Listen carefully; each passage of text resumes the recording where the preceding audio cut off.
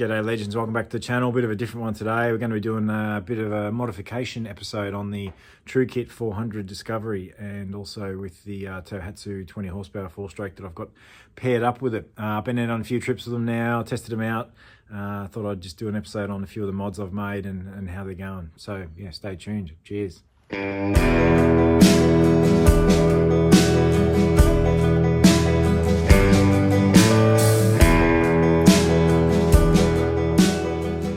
Alrighty, time to get this show on the road. So I'm going to fit my permatrim, which is that unit there, to the cav plate on the 20 horsepower 4-stroke Tohatsu. I had this out on the water last week, out on the lake, freshwater lake, and she was cavitating a bit with the Discovery 400, and I've been told that this should help with that process, also help it to get up on the plane quicker. Actually got on the plane pretty well. I was pretty happy with that. A fair bit of grunt in this, so got up and over pretty quickly, but permatrim's supposed to help, so I'll chuck one of these on as well. Permatrim instructions have bolts, and you're meant to be drilling holes in this plate here and bolting it on. That's one method.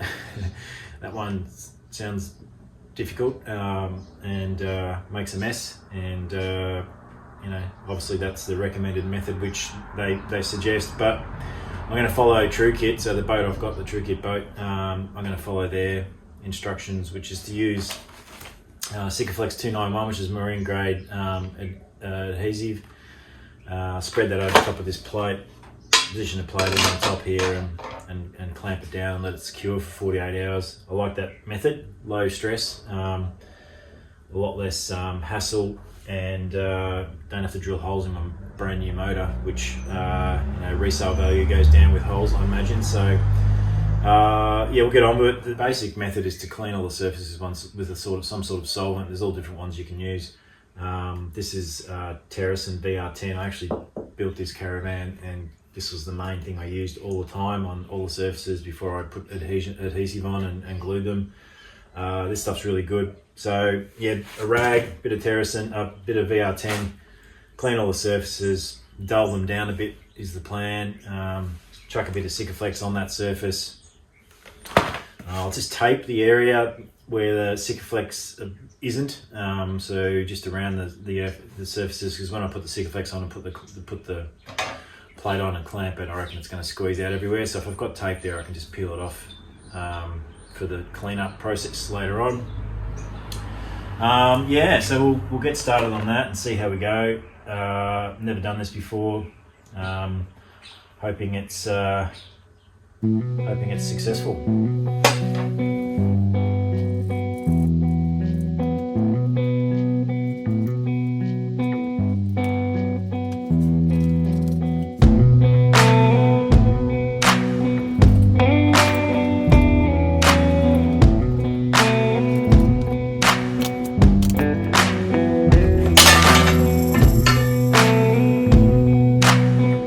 Just marking that with a pencil as well, because you can see then whether or not you had it perfectly centered. I'll be able to measure the distance to the side just to make sure that was all perfect. That looks pretty good to me from the eyeballing. Let's get some tape on this so it's easy to clean off later.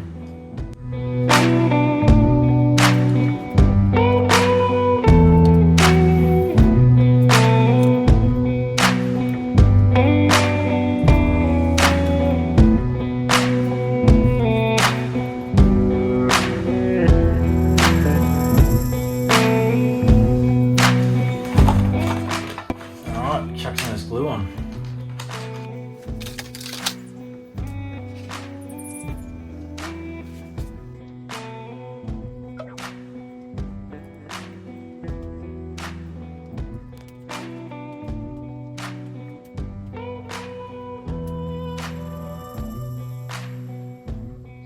So that's it, all glued on the surface, covered everywhere. That's looking pretty good. Now I just got to try and get it on without making a huge mess, which I'm pretty good at doing. I do actually have some wipes which I'll grab, and they also help get this stuff off surfaces. They're indispensable when I built the van, all the trims and everything I had to put on there. made a hell of a mess, but they're really good for cleanups. So we'll get it on clamped and then I'll do a bit of a cleanup process.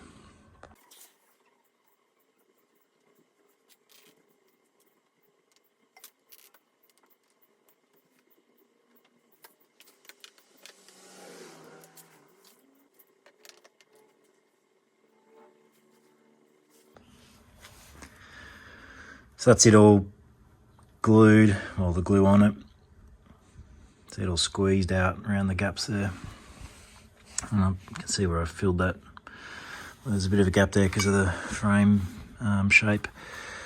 I'll just let that cure, get a bit of a skin on it for 20 minutes or so, maybe even longer, before I pull the tape off. So that when I pull the tape off, it doesn't spread sicker all over everything else, hopefully. Alright, it's had probably 40 minutes, I think, to cure. It's got a bit of a skin on it, it's still pretty fluid though. These are the wipes. I know I'm going to make a mess. I've used these all the time through this build with the caravan.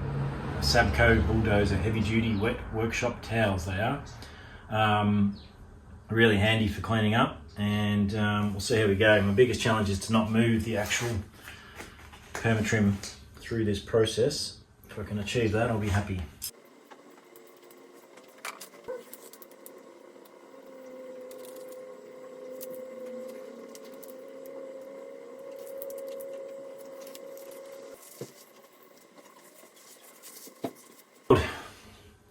I'll just let all that dry, not touching it at all for the next 48 hours.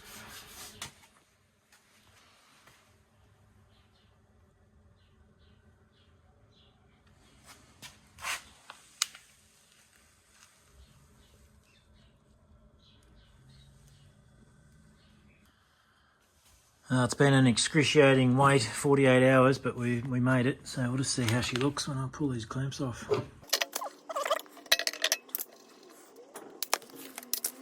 Didn't fall off, it's a good start.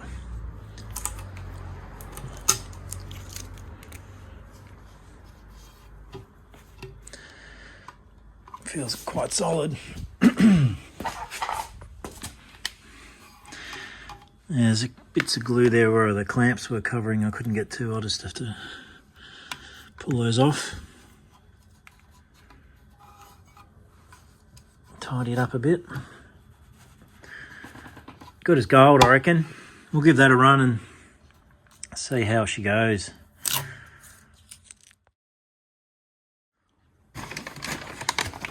Yep, been shopping. Spent a bit of dosh on some pretty necessary stuff for going in the salt. So inshore, which is less than 2 nautical miles, I just tried to meet the requirements of that for the boat. If I have to go over 2 nautical miles in the future, I'll have to upgrade to an EPIRB and a marine radio and a few other bits and pieces. But this will do for now, for the next couple of trips I'm going to do anyway.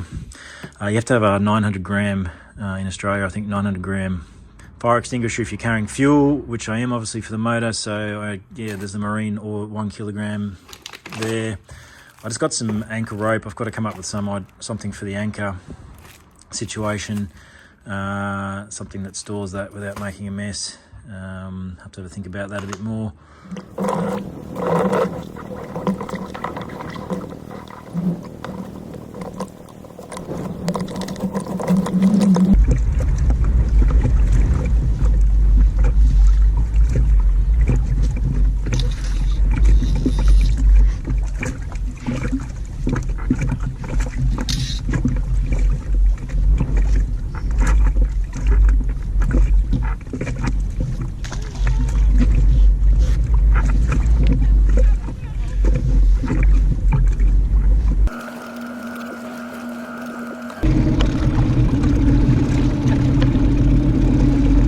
Join us for more exciting tips on how to not do boating.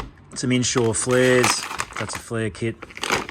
This boat bag that's buoyant, waterproof, obviously very bright. I think I'll just keep all this gear in there, and then I just know I have to grab that and chuck it in. And it's got straps on it so I can clip it off to the side on the pontoon somewhere. This sort of meets all the requirements of everything else that's not in that pile there, which is a baler, which is pretty silly really, given that the The Truekit is self-draining, but anyway, a baler, V-sheet, rubberized A-torch, double A torch, so I need to get some batteries for that, but it's a waterproof floating torch. Whistle for attracting attention, it says, signalling mirror, and a compass as well. So that sort of, therefore I've met the requirements of nearshore fishery in a boat, and got a couple of life jackets, just inflatable ones, so they're 150s, which is suitable for offshore actually. They're fairly lightweight, they'll pack down to not much, which is good. So that sort of covers me off safety wise. Just got to get batteries for that torch. And then I bought this esky, which based on the measurements of pontoon to pontoon being about 700 snug, this looks like it's going to fit between the pontoons at the rear. So I'm going to sit on it basically as a seat is the plan. But I want to fit it out a bit more. I'll wait until I get the actual boat set up again. I'll put it in there and see how snug it actually is, because the oars will need to go down beside it on the pontoon as well, on the edge of the pontoon. So that was on sale for 140 or something, I think it was. It's a 42 litre one. It'll keep a bit of gear dry. It's got a divider, which had to pay extra for. That will mean I've got a section there that I can put stuff in. I don't necessarily want to get covered in fish and maybe too wet, although I doubt I'll be putting ice in here, but that's just sort of keeps that separate. I've had a little tray from a different esky that fits perfectly in there. Just lift stuff off the ground, so I can throw some things in there like phones and that maybe. I'm going to look for another tray that sits on that lip there. They do sell them, but they were a crazy price, so I didn't get it. Yeah, so that's that. It's got a fish ruler on it too, which I like. So just circling back after I'd put the permatrim on and got a few extra bits for the boat. We've had a bit of a test run over a couple of days now. We're down at the Coorong Long Point, it's called, in South Australia. Really choppy though. She's not great conditions out there. Storm's about to hit. So I've just pulled it in for now and flushed the motor. So that esky's good. It does move around a bit. I had it sitting back here because there was two people on the boat. And it wasn't too bad, but it's slippery on top was one thing. I felt myself sliding around on the esky, so I need to put something sort of padding on it. What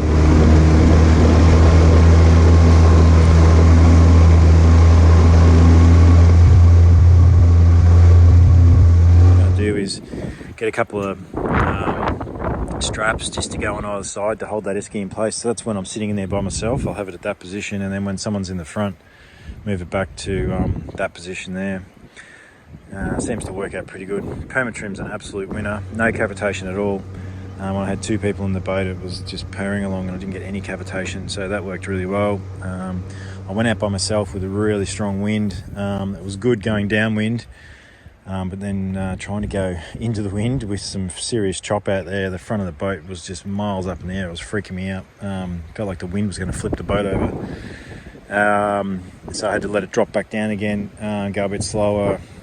I hadn't adjusted the seat position at that point. Probably would have helped quite a lot to go sit a bit further forward. But yeah, there was definitely cavitation when it was trying to get onto the plane. It was jumping around and carrying on and buzzing and spitting and coughing. So still a bit of work to do on that, I think. I've got two positions for this. I can chuck the fuel can at the front here, and I've just got a little rubber ocky strap on it that clips onto those red handles, so it can go there. Or when the seat's back here, I can also put it there if there's another person in the boat, and weight's not so much of an issue at the front then, because I've got a human sitting there. Yeah, everything seemed to work pretty well. Grab bag just sits in the corner there, tied off to one of the straps. I've got all the anchor and that in just one of those canvas zip top bags. I'll probably come up with something better for that soon. Didn't get a single bite, so I can't show you any fish in the esky. We'll get that on the next mission, I'm sure. But yeah, pretty good. Figured out a way to tow it behind the car as well, which I'll chuck some footage in on now. Bit sketchy, but got the job done on a flat road for like a 200-300 metre journey. Quite heavy with all that gear in there to try and lift it and carry it. It was possible. I did it on the way there, and then I gave up on the way back, and I've now been backwards and forwards a couple of times.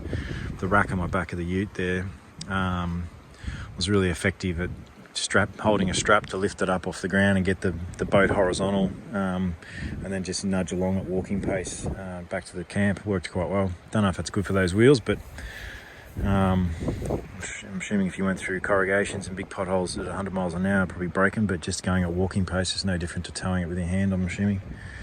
Yeah, so we're getting there. It's coming together, starting to get used to it all and how it works and the movements and set up and pack down.